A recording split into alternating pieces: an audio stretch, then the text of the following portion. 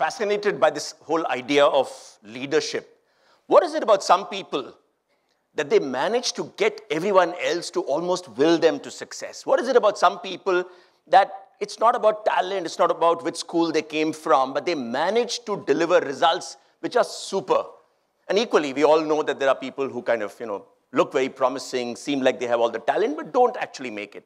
And I must start by telling you this, that one common trait of leaders is their ability to stick through tough times, is their ability to stay with it and not quit. They don't get up and go when they could have. And I now mean all of you sitting over here. I really appreciate the fact that you're still over here at the end of the day. So let's have a round of applause for all the leaders sitting over here right now. Yeah. So for me, it's truly fascinating. And I must confess that I've often wondered, why is it that many of us spend 15, 16 years of education, school and college, and yet none of us gets even one class on leadership? Why does that happen? And that's really what I've tried to do in the last few years. I've tried to share some of the lessons that I've learned around leadership. I've been lucky. I got to work with some fantastic people. I got to work in some organizations where I think I got a chance to see what good leadership can do to teams and to individuals. And really, the basic premise of all that I do is really this, that leadership lessons are really all around us, okay? All we need to do is look, okay? And I find that there are lessons at work, there are lessons at home. The lady who sells vegetables down the road can teach us a few lessons in leadership. You can get lessons from sport. You could get lessons from the animal kingdom. So there are lots and lots of lessons around us. Okay? All we need to do is look. And what I want to do today is to share with all of you 6 leadership lessons that I've learned and which I think could make a difference to your lives too. Okay? That's really what I want to do. And to do that, what I want to do is to try and look into the cricket world, okay? And take a look at cricket, a game that many of us might be following and enjoying, and say, hey, what are some of the lessons that we can learn from cricket? Okay? So let's start with lesson number 1. And for that, I want to flash back to 2010. This is Mohali. It's an India versus Australia test match. It's at a time when India and Australia played some fantastic cricket together. And for those of you who may not remember what happened in this game, let me quickly try and do a quick summary. I think Australia batted first, made 425. India did well and scored about 405 or 410. And then we got Australia all out for 192. No, for 216, I think, which really meant that we had to make 216 to win, all right? Easy peasy, right? Gettable. And of course, that's when trouble happened, and India was quickly down in the dumps. And I think we were 78 for 5, and very quickly after that, 120-something for 8. And if Ravi Shastri was in the commentary box at that time, he would have said, it's all over, bar the shouting. Okay? And that's when Ishant Sharma, okay, tail-ender, number 10, came out to join VVS Lakshman. Okay?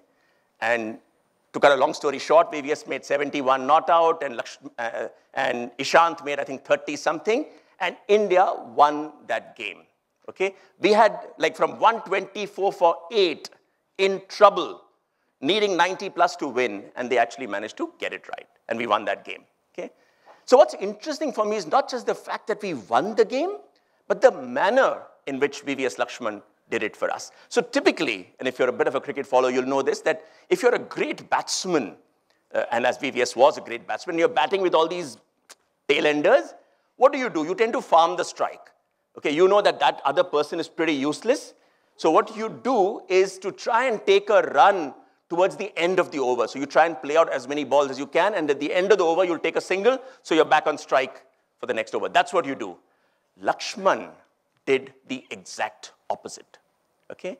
In what that partnership was, okay, it was a partnership that lasted for 22 overs. Okay? In the first 6 overs, every time, VVS faced the first ball, and he took a single off the first ball. Okay? And apparently, after taking a single, he would go and, rub gloves with Ishant and say, Jeetna hona, true Hyderabadi. Okay? Jeetna hona, we have to win this. Okay?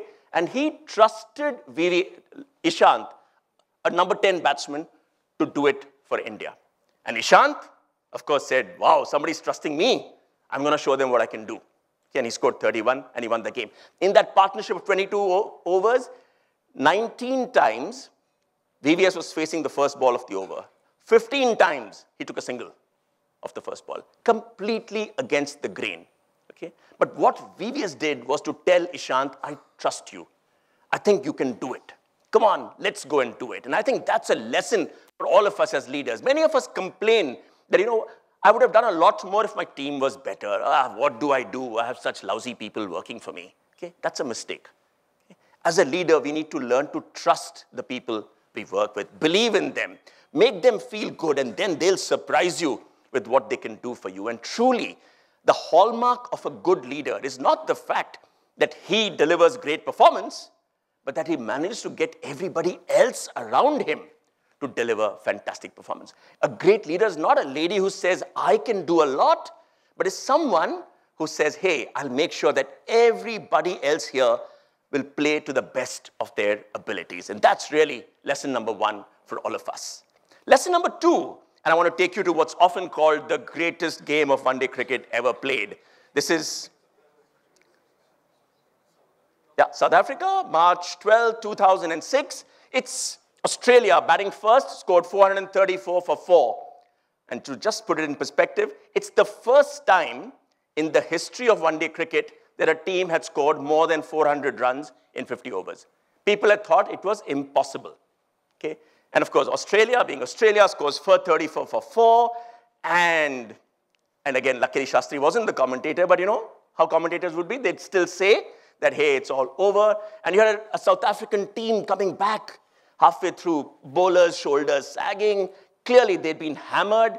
The experts were saying, what a great game of cricket this is. And so what if South Africa loses? They've at least had a chance to be part of a great game. Okay? You probably know what happened after this. But for me, the interesting bit about this game was that at that halfway mark, as the team was coming back, okay, shoulders drooping, South Africans feeling hammered, beaten. How did we let this happen? That too at home. Okay? And that's when Jacques Kallis looked at his team and he said something interesting. He said, guys, I think they're 15 runs short.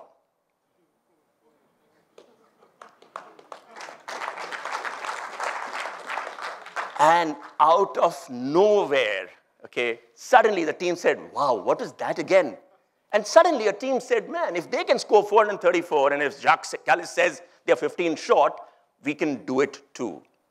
And I think that's a great ability to have. And of course, as you know, South Africa actually scored 438. They won that game. And the man of the match might have been Herschel Gibbs, who scored 175. But for me, the winner, the man of the match was Jacques Kallis, who in that break said, I think they are 15 runs short. And that is something leaders manage to do. When they are down, when the team is looking beaten, when you feel you're down in the dumps, that's when leaders will stand up and say, hey guys, I think we can do it. I think we can win. And I think it's important for us as leaders to make sure that hope is retained, that optimism gene stays with us, and we never, never let go of it. And that's really the lesson, second lesson that I want to leave with you. Lesson number 3, okay?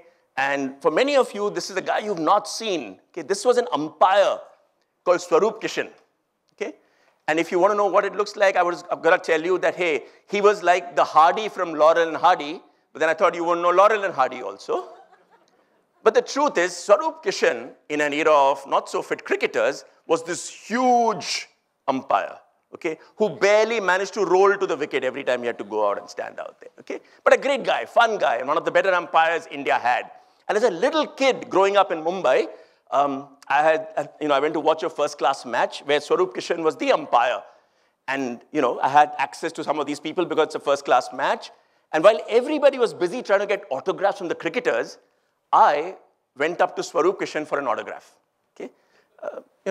If nothing else, something to show for posterity. You can't get a fat check in life, but maybe you can get a fat man's autograph for a start.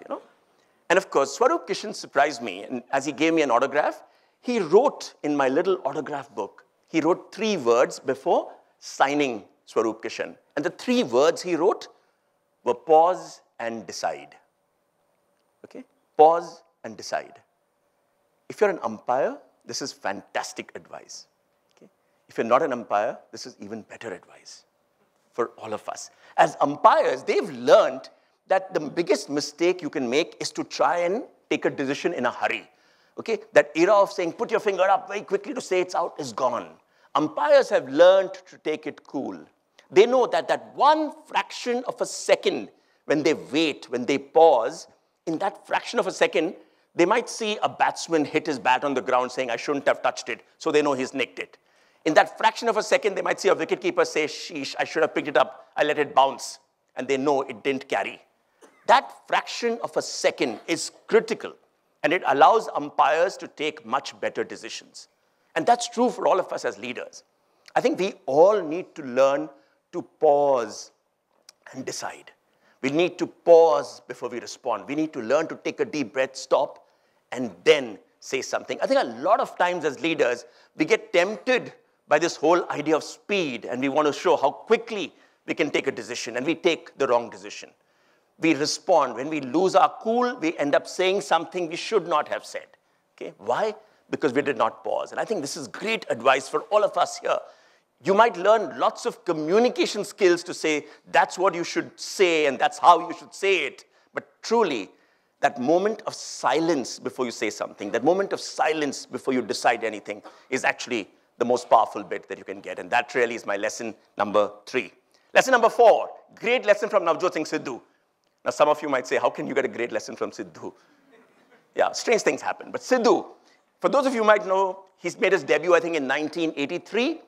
And in his first 3 test innings, first 2 test matches, didn't really do much. He had a high score of, I think, 20 in an innings, which lasted for like 2 hours, 2.5 hours. Okay?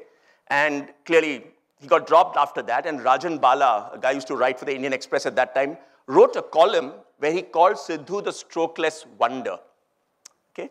Sidhu got dropped, and Sidhu tells an interesting story about how, as a little kid, you know, he was born into affluence. His dad was a very successful lawyer, and every morning at 5 o'clock, his dad would come and wake him up to go and run, to go and jog. But Sidhu, being Sidhu, would get up at that moment and then bribe the servants and put some pillows under those blankets and go and sleep in the servants' room. And at 7 o'clock, he would get up, throw some water on his face, on his T-shirt, and come running to his father as if he's just come back after running. Okay? And his father would say, oh, soja bete, soja. Because, you know, poor fellow's already run for 2 hours, go sleep a little bit more. And Sidhu would then live like that. Strangely, after he got dropped from the team, his father came to him and left that newspaper column on his bed. A newspaper which said, strokeless wonder. Okay? And Sidhu felt bad. And Sidhu cut it out, felt miserable, cut it out and stuck it on his wardrobe wall. And from next day, he decided, I'm going to do something about it. Okay? At 5 o'clock, when his father came to wake him up, Sidhu was gone. He was out practicing. Of course, the habit of paying servants and bribing them hadn't gone, because he now bribed the servants to come and bowl at him in the nets. And every day, he would hit 300 sixes. He would bat till he could score 300 sixes. He wouldn't stop. And it was a classic case of saying slog, blood, sweat, and toil. His hands actually bled by the time he finished. Okay? 4 years of doing this, he got picked to play for India in the World Cup in '87. Okay? In his first match against Australia, Sidhu hit the top score, 73, 5 sixes. Okay? And, of course, there was credit for him because Rajan Bala wrote a column which said, from strokeless wonder to palm tree hitter. I think this is a great trait to have for all of us. There will be times when you'll be down in the dumps and you'll feel like saying, gosh, what's going on here? I'm not good enough. Okay? Work on getting better.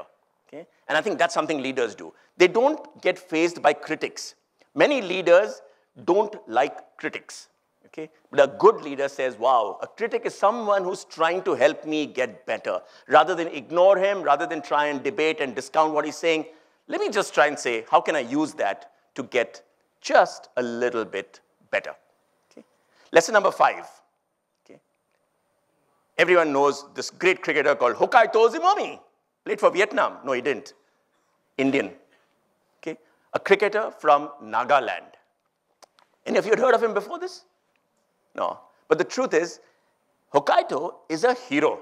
Grew up in Dimapur, and in 2008 became the first cricketer from Nagaland to win an IPL contract. And he got picked by the Kolkata Knight Riders. Okay? Hokaito was a hero. Every kid in Dimapur was suddenly playing cricket with a little bat and saying, I will become Hokkaido. Okay? Hokkaido's mom was delighted because, you know, when they would show those pre-game preparations happening at Eden Gardens, she'd say, there, see, that's my son, that's Hokkaido. Okay? Hokkaido never played for KKR, never made it. Okay? Never played for India. Never got a chance to be in the opening starting 11 for a single game for Kolkata Knight Riders. So a question that arises is, was Hokkaido a success? Was he a failure?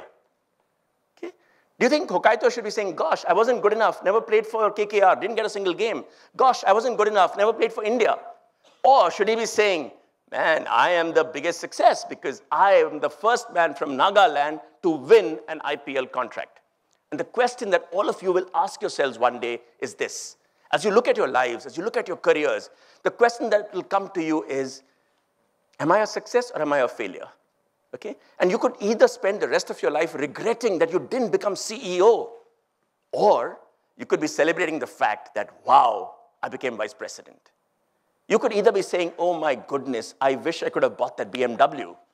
Or you could be saying, you must see my second-hand Maruti. It works better than a Mercedes-Benz. The question is, how do you look at your life? And I think the last lesson I want to leave you with, the fifth lesson really is this. Run your own race.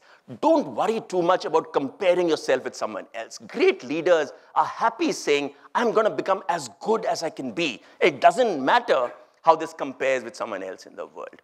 You learn to run your race and you will find happiness in what you do. There's some interesting research that was done where they found that people who win a bronze medal in the Olympic Games are a lot happier than people who win a silver medal in the Olympics. You know why? The guy who wins silver says, gosh, I missed the gold. And the guy who wins the bronze says, acha ho gaya, at least I got something. I finished with a medal. Okay? And I think in all of our lives, that's really a good lesson to have. Don't worry about someone else.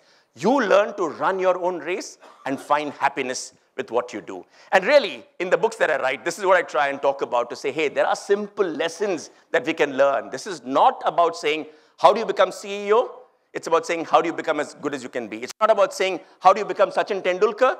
It's about saying, how can you become Hokkaido? Okay? But I did say there were 6 lessons, and I've only done 5. And in case you missed it, the 6th lesson is really this. All the 5 stories I've told you were about players, not about captains. Okay? We are talking about leadership, but we're not looking at the captain. And I think that's the 6th lesson I want to leave you with, which is, don't think of leadership as something for that person at the top. Don't think of leadership as that one person who will change everything. Leadership is for all of us. It's something that can make a difference to your life. And leadership is really about saying, how can I lead the best life I possibly can? And the quality of your life will depend on the leader of that life. Thank you very much.